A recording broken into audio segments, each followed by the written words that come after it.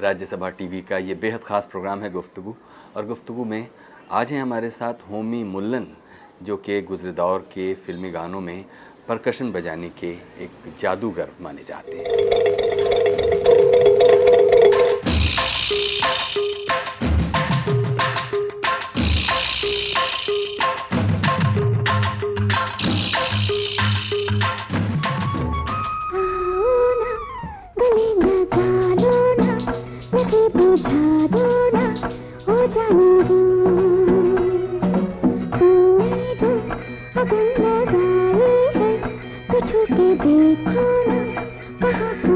होमी मुल्लन। संगीत के जादूगर होमी मुल्लन एक मशहूर परकशनिस्ट हैं। संगीतकार वी बलसारा से संगीत सीखने वाले होमी मुल्लन की उंगलियों में ऐसा जादू है जो मामूली चीजों को भी दिलकश मौसीकी का सामान बना देता है।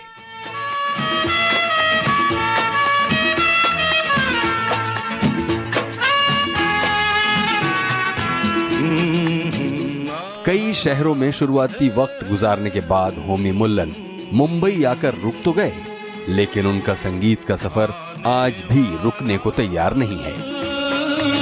जाने वाला है, हो सके तो इसमें जिंदगी बिता दो, पल जो ये जाने वाला है, आने वाला पल। करियर के शुरुआती दिनों में होमी मुल्लन को रास्ता दिखाया महान परकशनिस्ट कावस लॉर्ड ने, और बाद में होमी मुल्लन ही कावस लॉर्ड के उत्तराधिकारी बने। एक समय बैकग्राउंड में रहने वाले होमी मुल्लन धीरे धीरे अपनी लगन और मेहनत के बल पर एस.डी. बर्मन जैसे महान संगीतकार की टीम का हिस्सा बन गए।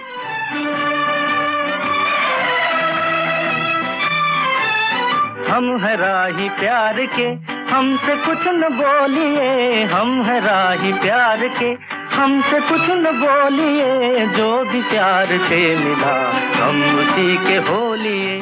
गुजरे दौर के बेहतरीन संगीतकार मारुति राव कीर, उत्तम सिंह, हेमंत कुमार, केरसी लॉर्ड, मन्ना डे, पंकज मलिक, सलील चौधरी के साथ साथ नई नई ताल धुनिया पैदा करने वाले होमी मुल्लन बेहद सरल स्वभाव के हैं।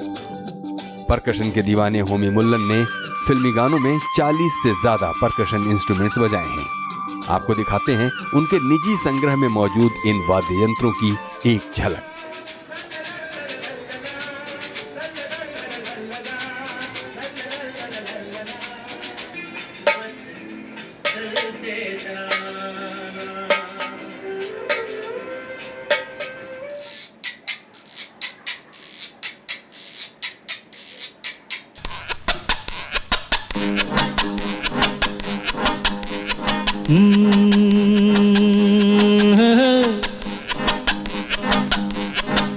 मेरे सामने वाली खिड़की में एक चांद का टुकड़ा रहता। डुग्गी बजाने में महारत हासिल करने वाले होमी मुल्लन ने 53 साल तक फिल्म इंडस्ट्री में काम किया है। इस सफर के दौरान होमी दादा, आराधना, प्यार का मौसम, अनामिका, सागर, मेरे जीवन साथी, हम किसी से कम नहीं, राजा रानी, द ट्रेन और समाधि जैसी अनगिनत फिल्मों के गीतों में हम सफर रहे हैं और इन गीतों में उनकी मौजूदगी बेहद नुमाया है। जिंदगी के सफर में गुजर जाते हैं जो मकाम,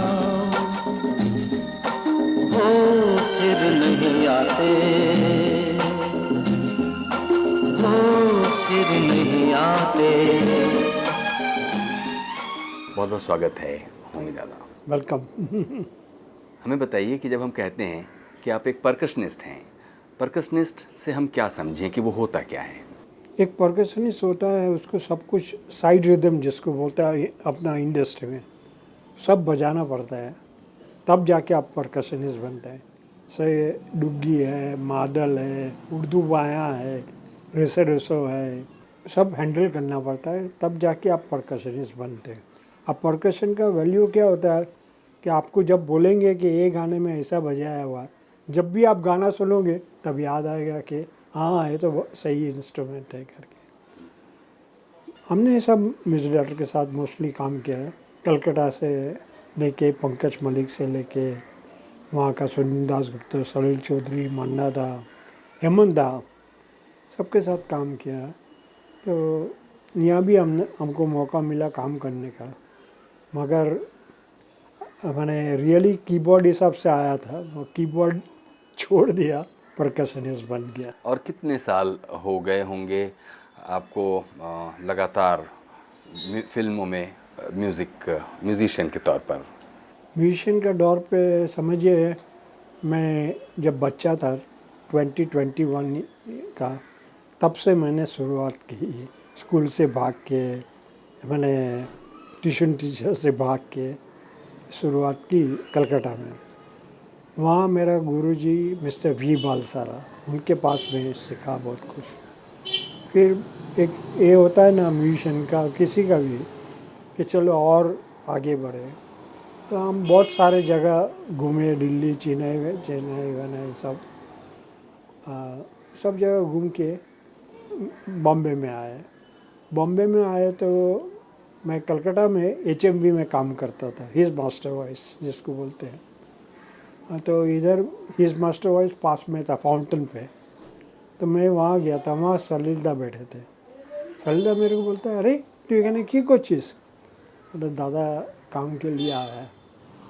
अरे तू इधर क्या करेगा? आया तो बाद में इन्होंने बोला कल मेरा रिकॉर्डिंग है बॉम्बे लैब स्टूडियो में, सलील दा की रिकॉर्डिंग? सलील चौधरी। तो वहाँ तो आ जा। बोले दादा मेरे को बॉम्बे लैब कुछ मालूम नहीं। बोले ऐसा कर, दादर स्टेशन उतर के वहाँ से कोई भी टैक्सी न तो ये करके तो बोल पोर्चुगीज़ चर्च, तो तेरे को मालूम पड़ जाएगा बॉम्बे लैब कहाँ है करके कुछ की। तो 9 बजे का रिकॉर्डिंग था, मैं तो सुबह 8 बजे पहुँच गया वहाँ। और फिर लेजेंड लोग सब आ रहे हैं, कैरसी लॉर्ड साहब, कावस लॉर्ड साहब, जिसका नाम हमने कलकत्ता में सुना था, बजी लॉर्ड जी और मनोहरी जी, बासुदा, कैरसी लॉर्ड जी, सब आ रहे हैं बराबर। तो मैं तो थोड़ा शेकी हो गया। तो वहाँ एक फ्रांसिस काका बोल के था, उसको बोला आपका कुछ परकशन इसको दो माराकस बजाने के लिए। तो मैंने माराकस क्या बजाया मेरे को कुछ समझ में नहीं आया। गाना क्या था? कौन सा गाना? गाना भी मेरे को याद नहीं। मैं क्या किया, मेरा तो सब पसीना निकल रहे थे सब देख के। और कल बॉम्बे में मेरे को जो एस्टेब्लिशमेंट मिला ना, उसमें 2 आदमी का नाम बहुत ज़्यादा है। एक मिस्टर वी बालसारा जो कलकत्ता से मेरे को 2 लेटर दिए थे। एक वासुदेव चक्रवर्ती जो assistant to RD Burman, SD Burman, और एक मिस्टर कैरसी लॉर्ड के मेरा बच्चा आ रहा है, उसको थोड़ा संभाल लेना करके। तो इनको लेटर दिया। तो वासुदेव मेरे को पंचमदा के वहाँ लेके गए, और यहाँ कैरसी लॉर्ड साहब मेरे को नौशाद साहब, मदन मोहन जी के साथ ऐसा लेके गया।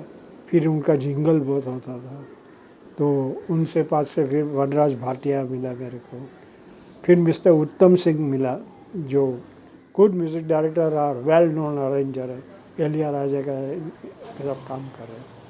तो उनके साथ राम लक्ष्मण, सपन जगमोहन सब काम शुरू हुआ। आस्ते आस्ते थोड़ा बहुत नाम हुआ कि एक लड़का ऐसा कुछ बजा लेता है। मगर बैकग्राउंड में मेरे को ज़्यादा रखते थे, क्योंकि कभी कभी एक आधू पीस अकॉर्डियन के ऊपर भूँ जाई कुछ बैंग वैंग मारना है तो, और कभी फॉलो करना है वाइब्रोफोन पे कुछ, तो ऐसा रखते थे। परकशन भी बजा लेता था मैं। परकशनिस्ट फेमस किस में हुआ, दुग्गी, जिसको दुग्गी बोलते हैं, वो पंचमदा ने इन्वेंट किया कि हाथ से बजाना। उसका साउंड तो आपने सुना होगा बाद में। उससे मेरा मैंने बहुत इम्प्रूवमेंट हो। ए मेरे दिल के चैन जैसा गाना, आने वाला पल, फिर बॉम्बे टू गोवा पूरा, ऐसे बहुत सारे गाने में। और उससे मेरा थोड़ा सा लिफ्ट मेरे को मिला, कैसे ऐसा है। फिर उत्तम सिंह जी, बाबलू चक्रवर्ती, फिर कैसी लॉर्ड साहब, ये लोग ने मेरे को हेल्प किया बहुत। क्या वजह रही होगी धीरे धीरे करके आप परकशन के ही होके रह गए? मैं अकॉर्डियन भी बहुत सारे गाने में बजाया, जैसा मैं आई आई आई आई आजा, उसमें बजाया हुआ। फिर मुकेश जी का एक गाना है राज कपूर का पिक्चर का, एक दिन मिट जाएगा माटी के मोह, उसमें मेरा अकॉर्डियन पीस है। फिर मेरे को कैसी लॉर्ड साहब जो शालीमार का अरेंजमेंट कर रहे थे, कंपोज खुद ने किया, उन्होंने एक लंबा पीस मेरे से बजवाया। वो इसके ऊपर से लेडर के ऊपर से जाती है ना, उसका पूरा वो, उसमें मैं नर्वस हो गया था। एक तो कैसी बाबा सामने है, सब म्यूजिशियन देख रहे हैं बड़े बड़े, और हरी जी बजा रहे, हरी जी के बाद मेरे को आना है, तो और ये होता है, कोई कोई ऐसा करके देखते हैं, कोई क्या, और थोड़ा नर्वसनेस तो था, थोड़ा नहीं बहुत ज़्यादा नर्वस, मगर पीस बज गया। बाद में मैं वो पीस को नहीं तो नहीं 5-6 टाइम सुना। क्या बजाना था उसमें? उसमें अकॉर्डियन ही बजाना। पूरा 2 मिनट का पीस था, 2 मिनट का। लेकिन फिर भी है वो परकशन वाली बात आपने हमको नहीं बताई कि होमी मुल्लन परकशन में क्यों आगे बढ़ते गए और एक अचीवर की तरह गिने गए? आगे बढ़ते गया मैं, मेरा गुड बिहेवियर, गुड प्लेइंग, उसके लिए मैं बहुत प्रैक्टिस करता था घर पे अपना ही, यहाँ 4-5 घंटा प्रैक्टिस करता था। कैसा कभी एक भूल चूक हो जाए तो बहुत ही मेरे को यह था, मगर परकशन इस हिसाब से मैंने बहुत नाम, और अभी तक मेरा नाम है। मैं मैं रिटायर हो गया हूँ, मैं 53 इयर्स फिल्म इंडस्ट्री में काम किया हूँ, अभी मैं रिटायर हो गया हूँ। अभी ये शो होता है थोड़ा बहुत, उसमें बजा लेता हूँ। हम देखते हैं कि करीब 40 एक इंस्ट्रूमेंट्स परकशन के जो आप कहते हैं, इसके अलावा उन 40 में से कुछ बिल्कुल पहचाने जा सकने वाले इंस्ट्रूमेंट्स हैं, कुछ बहुत ही अनकन्वेंशनल इंस्ट्रूमेंट्स हैं, कुछ विदेशों से आए और वो उनको आप लोगों ने अपनी तरह से अडेप्ट कर लिया। तो ये जो 40 इंस्ट्रूमेंट्स बजाने का जो, और उसमें वैरायटी पैदा करने का, ये आपको कहाँ से आया? मैं बहुत कुछ फॉलो करता था। 40 इंस्ट्रूमेंट जिसको बोलते हैं ना, वो ना परकशनिस्ट जिसको बोलते हैं, 40 इंस्ट्रूमेंट परकशन में आ जाता है, मैंने बजाना पड़ता है। मैं रिकॉर्डिंग होता था तो मारुति राव जी को बहुत फॉलो करता था, वो कैसा बजा रहे क्या है। उस टाइम वो भी दुग्गी बजाते थे, डेविचंद करके था, वो भी दुग्गी, कैसा बजा रहा है क्या कर रहा है, वो मैंने फॉलो करके आगे आगे आया। फिर कावस लॉर्ड जिसको हम लोग कावस काका बोलते हैं, वो भी मेरे को 2-3 जगह लेके गए और इंट्रोडक्शन करवाया। एक किस्सा मेरे को मालूम है, कावस लॉर्ड मेरे को, कावस काका हम लोग जो बोलते हैं, वो मेरे को GS कोहली करके विजिटर था, OP नायर साहब का असिस्टेंट, वहाँ लेके गया तो वहाँ बजा लिया मैंने। फिर GS कोहली जाके कावस काका को बोलते, तीसरा लड़का कहाँ से तूने पैदा किया करके। मैंने इतना ये हो गया, इतना वो प्यार करते थे। क्योंकि कावस दादा के 2 बच्चे पहले ही से केरसी लॉर्ड और बर्जी लॉर्ड, वो तो फैंटास्टिक, ऐसा म्यूजिशियन होना बहुत। उसमें बजी लॉर्ड जो है is just like my family friend, उसने मेरे को बहुत हेल्प किया, अभी भी हेल्प कर रहा है। और कुछ भी मेरे को थोड़ा अटक जाता हो तो बोलता है ऐसा नहीं, ये हाथ से ले, ये हाथ से ले करके सिखाता है। And he is just like my family friend, मैंने दुख सुख में आके खड़ा रह जाता है, मैं उनका वहाँ जाके खड़ा रह जाता, ऐसा हम लोग की फ्रेंडशिप आज 40 साल से फ्रेंडशिप है। और बिल्कुल आखिर में हमको बताइए कि इतना सारा मधुर संगीत बनाने में आप हिस्सेदार रहे, और फिर इस दौर में भी अब एक बिल्कुल नई तरह का संगीत आपके कानों में पड़ता है, तो अपने दौर के संगीत में जीते हुए और उसको अपनी यादों में संजोने के बाद आज के दौर के म्यूज़िक को देखते हुए क्या आप कहते हैं इस पे? अभी का म्यूज़िक भी इम्पोर्टेंट है, क्यों? उस टाइम बुलेट कार चलती थी, बाद में आया बस, ट्रेन, घोड़ा गाड़ी, बाद में आया प्लेन, फिर ऐसा प्लेन आया कि एकदम आपको सर पे, ऐसा ऐसा म्यूज़िक भी बढ़ते गया, ऐसा ऐसा मैंने लैपटॉप में आ गया कैसा ये करना। मगर अभी भी ऐसा लगता है कि जो एकॉस्टिक प्लेइंग बहुत ही अच्छा लगता है। वो साउंड क्या होता है, कुक कुकी कुक काकुक ऐसा, मगर एकॉस्टिक प्लेइंग एक अलग होता है और बहुत मेहनत करनी पड़ती है उसके लिए। मेरा सब म्यूजिक डायरेक्टर को ये हुआ मोस्टली, सलिल दा, हेमंत दा उस टाइम खूब फॉर्म में थे। मन्ना दा के साथ मैं स्टेज परफॉर्मेंस में अकॉर्डियन बजाता था, फिर नूतन जी के साथ भी बजाया मैंने अकॉर्डियन, स्टेज शोज ऐसा, और आस्ते आस्ते जम गया। उसमें उत्तम जी का भी बहुत बड़ा हाथ है मैंने, उन्होंने मेरे को 2-3 म्यूजिक डायरेक्टर, सपन जगमोहन, एलिया राजा, राम लक्ष्मण, ये सब जगह वो एक लड़का ऐसा ऐसा, और बैकिंग बहुत मिला मेरे को। मेरा बिहेवियर के लिए कि प्लेइंग के लिए हो तो मेरे को मालूम नहीं, मगर मेरे को ऊपर वाले की दया से सब बहुत ज़्यादा है। उम्मीद आपने अभी बातों बातों में कहा कि स्टेज शोज़, एक दौर में स्टेज शोज़ भी एक तरफ रिकॉर्डिंग्स होती रहती थी, दूसरी तरफ स्टेज शोज़ का भी बहुत क्रेज़ था और बहुत फ्रीक्वेंट हुआ करते थे, ना सिर्फ देश में बल्कि देश के बाहर भी बहुत सारे स्टेज शोज़ हुआ करते थे। और ज़ाहिर है कि उसमें म्यूजिशियंस की ज़रूरत पड़ती थी, जो लाइव म्यूजिशियंस थे। इसके बारे में बात करेंगे, लेकिन अभी एक छोटा सा ब्रेक लेंगे। अभी वक्त है एक छोटे से ब्रेक का। ब्रेक के बाद हाजिर होते हैं और बातें जारी रखते हैं जाने माने परकशनिस्ट होमी मुल्लन के साथ। मिस्टर लॉर्ड कावस काका मेरे को कान में बोला, हूँ ऊपर देख कितना बल्ब नहीं जल रहा है। मैं ऊपर देखा, उतने में ब्रेक होना था गाने में, मैंने खुचुक करके मार दिया, जो मेरे को झाड़ पड़ी है सब साइड से। आने वाला पल जाने वाला है। स्वागत है एक बार फिर से। आप हैं होमी मुल्लन के साथ प्रोग्राम गुफ्तगू में। होमी मुल्लन जो कि गुज़रे दौर के फिल्म संगीत में एक मशहूर परकशनिस्ट के रूप में जाने जाते रहे। होमी दादा, ब्रेक से पहले आपने कहा कि कई स्टेज शोज़ में भी आपने हिस्सेदारी की। स्टेज शोज़ भी एक दौर का एक बहुत, अब शायद आज की पीढ़ी इस बात को नहीं समझ पाएगी कि स्टेज शोज़ भी यानी गाने पॉपुलर हुआ करते थे और साथ साथ उनके लाइव कॉन्सर्ट में आपका नाम भी होता था, माने स्टेज पे मालूम पड़ता आदमी को कि इन्होंने ये गाने में ऐसा बजाया, वो बजाया, ऐसा करके मालूम पड़ता है कि क्या है। उसके लिए मैंने स्टेज शो अभी तक रखा है और मैं ट्रैक के साथ बजाता हूँ सब गाना ऐसा करके।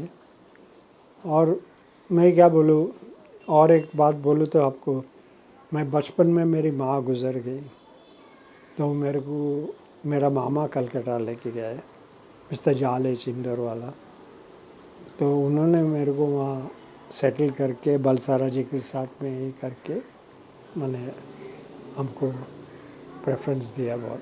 और यहाँ बॉम्बे में मिस्टर मानिक मुल्ला मेरा काका है, उन्होंने मेरे को बहुत ये किया है। और तो बोल दिया आपको कैसे बाबा बासुदा के लिए, तो मगर परकशनिस्ट होना आपको एकदम ये होना चाहिए, मैंने हाँ कुछ भी आपको बोले तो आपको बजाना चाहिए। ऐसा नहीं कि मेरे से नहीं होता है, कोशिश करने से बस बच जाता है। ऐसा मेरे को बहुत चांस मिला है, ये बजा, वो बजा, ये कर, उर्दू बायाँ बजा, ये कर।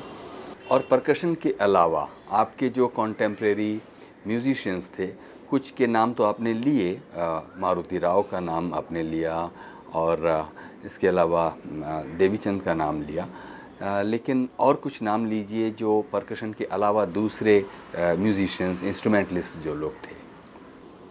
ऐसा तो वो पंचमदा का ग्रुप जो था ना, एकदम सुपर्ब ग्रुप था। वो ग्रुप में काम करने का मज़ा आता था। बासुदा, मनोहरी सिंह जी और मारुति राव जी, और बाद में सब हम लोग 8-10 आदमी सिटिंग मेंबर थे वहाँ। उसमें चंद्रकांत था, वो जो रेसो कंगी लेके बजाना, अमरूद काटकर जी, उसमें उन्होंने वो सामने वाली खिड़की उसमें से उन्होंने, फिर कांचा बोल के आए जिसको हम लोग रंजीत गाजमेर बोलते हैं, मगर कांचा उसका नाम ही हो गया इंडस्ट्री में। वो पंचमदा ने रखा, वो मादल बजाना शुरू किया, ऐसा करके करके आज सोलिस्ट हिसाब से मैंने अभी भी मैं बोलूँ तो लॉर्ड फैमिली और भूपेंद्र सिंह जी, बहुत कुछ सीखने को उनके पास से भी मिला, उत्तम सिंह जी और ऐसे बहुत सारे ये से मेरे को सीखने को मिला और मेरे को बैकिंग भी मिला इन लोग का, इधर लेके गया उधर लेके गया करके। ज़्यादातर रिकॉर्डिंग्स किन स्टूडियोज़ में हुआ करती होंगी आप लोगों की? ज़्यादा फिल्म सेंटर में होती है ज़्यादा, सब famous film centre, Bombay lab, सब जगह काम होता था, महबूब सब जगह काम होता था। मगर एक होता है ना, एक स्टूडियो का एक फैंसी होता है, वो फिल्म सेंटर का पंचमदा और कल्याण जी भाई उनके हाथ में था। सुबह पंचमदा करते थे, रात को दोपहर को कल्याण जी आनंद जी भाई करते थे। जब ये गाने कंपोज करते थे म्यूज़िक डायरेक्टर्स, क्या उनको ठीक ठीक मालूम होता था कि कितने इंस्ट्रूमेंट्स वो यूज़ करेंगे, या गाना रिहर्सल के दौरान कुछ डेवलप होते हुए लगता था कि ऐसा कुछ ये वाला भी ले आएँ, कुछ और एडिशनल इंस्ट्रूमेंट्स ले आएँ? First director, producer, lyric writer वो आके म्यूजिक डायरेक्टर को पूरा स्टोरी सुनाते हैं। स्टोरी सुनने के बाद बोलते हैं कि इधर एक रोमांटिक सॉन्ग है, इधर एक कव्वाली है, कि इधर एक गज़ल है, ऐसा उसका सिचुएशन उनको सुनाते हैं। वो सिचुएशन के ऊपर वो गाना बनाते हैं। फिर कोई टाइम ऐसा भी होता है, प्रोड्यूसर बोलता है नहीं डायरेक्टर ये गाना सूट नहीं होता, कोई दूसरा बनाओ, ऐसा गाना बनाना पड़ता है। गाना बनाने के बाद लिरिक राइटर जो है हैतम मजरूर सुल्तानपुरी साहब के, आनंद बख्शी साहब, ऐसा बहुत, गुलशन बावरा जी, गुलजार जी तो उनका एकदम फेवरेट थे। तो लिखते हैं, फिर लिखने के साथ वो डायरेक्टर जो प्रोड्यूसर होते सुनते हैं कि मैचिंग में बराबर लिरिक करे, उनका सिचुएशन हुआ तो पास हो जाता है वो गाना। तो गाना पास होने के बाद अरेंजर मतलब बासुदा, मनोरिदा, मारुति राव, ये लोग सब बैठते हैं। मारुति राव जी बिगिनिंग से रहते हैं, बैठ के उसका म्यूज़िक बनता था पंचमदा के साथ में, पंचमदा भी बनाते पूरा, वो म्यूज़िक लिख लेना इनका काम था। लिख के फिर स्टूडियो में जाके सब म्यूजिशियन को लिख के देना, नहीं तो कॉपी कर लेते थे म्यूजिशियन, और रिकॉर्डिंग स्टार्ट होती थी। रिकॉर्डिंग मैंने रिहर्सल तक चालू है। आर्टिस्ट आएंगे जैसा लता जी है, आशा जी है, मैंने रफ़ी साहब किशोर था, तो उनके साथ 2-3 रिहर्सल होती थी बाहर, मैंने स्टूडियो के बाहर। फिर वो लोग आर्टिस्ट रूम में चले जाते थे। फिर उनका हम लोग को हेडफोन मिलता था, हेडफोन से हम लोग उनको फॉलो करते थे। कभी एक आधू मिस्टेक हो जाए ना तो बहुत भारी पड़ता था। मैंने प्रोड्यूसर का हिसाब से भी, क्यों 1 बजे के बाद हम लोग का ओवर टाइम लग जाता है, और इसमें मिस्टेक किसी ने किया तो बस समझो मैंने जान, मेरा भी हुआ है बहुत टाइम ऐसा, मगर रात को आके ऐसा फील होता क्यों हुआ, किसके लिए हुआ, सेकंड टाइम नहीं होना चाहिए। और एक किस्सा आपको मैं बोलूँ, मैं जब नया आया था, मिस्टर लॉर्ड कावस काका मेरे पास बैठे और मैं उस टाइम कबास बजा रहा था चुक चुक करके। तो फिल्म सेंटर की लाइट है ना, उसमें कितना बल्ब है, कितना जल रहा है कितना नहीं जल रहा है। मैं रूह कान में बोला हूँ, ऊपर देख कितना बल्ब नहीं जल रहा है। मैं ऊपर देखा, उतने में ब्रेक होना था गाने में, और मैंने खुचुक करके मार दिया, जो मेरे को झाड़ पड़ी है सब साइड से। बाद में मालूम पड़ा कि कावस का है करके, मगर रियल हेल्पफुल। अब हम देखते हैं कि जितने सारे इंस्ट्रूमेंट्स हैं उनमें से कई तो ऐसे हैं जो कावसदादा ने आपको दिए, कावस काका ने आपको दिए, इसके अलावा ख़ुद आपके अपने कलेक्ट किए हुए हैं, और सारे इंस्ट्रूमेंट्स बिल्कुल फंक्शनल हालत में हैं। क्या कुछ आप रेगुलर मेंटेनेंस वगैरह भी करते हाँ रहते हैं? रेगुलर नहीं, 2 दिन के बाद मैं इंस्ट्रूमेंट खोलता हूँ, साफ़ करता हूँ, उसको ट्यूनिंग में देखता हूँ। कभी कभी बहुत ज़्यादा बारिश होती है तो डुग्गी बोंगो ये सब थोड़ा सा सुर में कम हो जाता है, वो नहीं होना चाहिए, तो डैम्प हो जाता था। उसमें सैंड पेपर ये सब घस के उसको थिक करना पड़ता है। क्यों, एक दफ़े कुछ हो जाए तो आपका नाम गया, और एक दफ़े अच्छा हो जाए तो आपका नाम ऐसा है।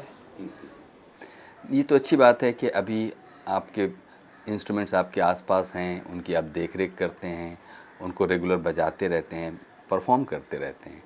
लेकिन गुज़रते गुज़रते दौर के बाद एक दौर ऐसा भी आएगा जब इन इंस्ट्रूमेंट्स का क्या होगा, कुछ आपने सोचा है? देखिए, आज 50-60 ईयर्स से तो यही इंस्ट्रूमेंट काम आ रहा है। अभी इलेक्ट्रॉनिक्स आया ठीक है, मगर यही इंस्ट्रूमेंट लास्ट तक रहे। ओल्ड इज़ गोल्ड जिसको बोलते हैं वही है। आप जितना भी इलेक्ट्रॉनिक्स बजाओ, उसके साथ 1-2 एकॉस्टिक परकशन बजाया, उसका वैल्यू अलग ही रहता है। और वो ट्रैक के साथ बजाना बहुत ही मुसीबत होती है। मतलब मेरा ये पूछने का है कि आपके बाद आपके इन इंस्ट्रूमेंट्स का क्या फ्यूचर है, आपने कभी सोचा? ऐसा तो मेरा फैमिली में से कोई म्यूज़िक इसमें नहीं है। मेरे को जैसा कावासाकी ने मेरे को अच्छा समझ के दिया, एक गुडविल हिसाब से, ऐसा मैं भी गुडविल हिसाब से एक परकशनिस्ट को दूंगा, जो अभी जूनियर में बहुत अच्छा परकशनिस्ट है, दीपक बोरकर साहब को। मेरा नज़र वहाँ है कि इनको कुछ सामान देने की। दीपक बोरकर आपसे मिलने जुलने आते रहते हैं? हाँ जी, आते रहते हैं, बहुत तारीफ़ करते हैं। मैंने कोई सामान उठाने नहीं देते, कभी बैग खुद उठा लेते, और वो तो बात की बात है, मगर इतना इज्जत करते हैं, और बजाने में भी एक्सपर्ट नंबर 1 है। अभी एट प्रेजेंट परकशनिस्ट का नाम तो दीपक बोरकर जी है, और शशांक जोशी करके है 2। शशांक जोशी अन्ना जोशी का लड़का है। ये दीपक बोरकर मेरा ख्याल है वही हैं जो जगजीत सिंह के साथ लंबे टाइम तक बजाते रहे? हाँ जी, वही है। जगजीत सिंह के साथ उन्होंने सबके साथ बजाया हुआ है, कोई ऐसा नहीं है कि जिसके साथ नहीं बजाया, और अभी तक बजा रहे हो। उनका डेली माने मंथली 10-12 शो तो है, और फिर इज्जत से काम करते हैं, दूसरे को गाइडेंस देते हैं, 1 2 3 4 कट करना, ब्रेक करना किधर, वो बहुत इम्पोर्टेंट है, बजा के दूसरे को साइन दे के करना। और बिल्कुल आखिर में हमको होमीज़ादा बताइए कि जो ज़िंदगी एक परकशनिस्ट के तौर पर आपकी गुजरी, उस ज़िंदगी को लेकर जब एक निचोड़ निकालते हैं, नतीजा निकालते हैं, तो क्या राय बनती है अपनी इस पूरी ज़िंदगी के बारे में? मैं परकशनिस्ट बोल के मैं बहुत हैप्पी हूँ। मेरी लड़की well establish in Canada, Toronto. मेरे लड़के का खुद का बिजनेस है, एंड आई एम हैप्पी कि मेरा ग्रैंडसन लोग दोनों बजा रहे हैं। उनको म्यूज़िक का बहुत शौक़ है, मेरा ग्रैंडसन लोग को, तो शायद उनको भी दे सकता हूँ मैं। आई डोंट थिंक सो कि I am happy, I maintain the family, कुछ भी करके इधर उधर करके भी I given them a good education, good way of living. Both got married, both are having a son, and I'm happy कि my family is established. बहुत बहुत शुक्रिया Homi Mullan. Thank you, welcome sir. ये थे जाने माने परकशनिस्ट होमी मुल्लन। प्रोग्राम गुफ्तगू के आज के एपिसोड के बारे में कुछ कहना चाहते हो तो हमें लिखिए feedback.rstv@gmail.com पर। आने वाला